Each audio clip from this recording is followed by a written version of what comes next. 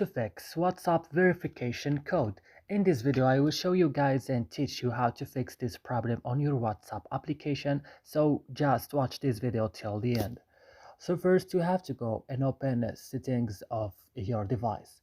Then here you can open apps. After this you should search for WhatsApp.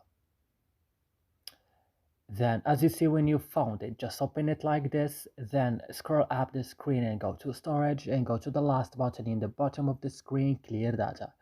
Click on it and click OK, and then go to clear cache and click OK, and then you have to go back and click on first stop and click OK. And now the last thing is to go into Play Store and update your WhatsApp if it's not updated. So that's it. I hope this video is helpful for you. Don't forget to like and subscribe in our channel. See you in another video.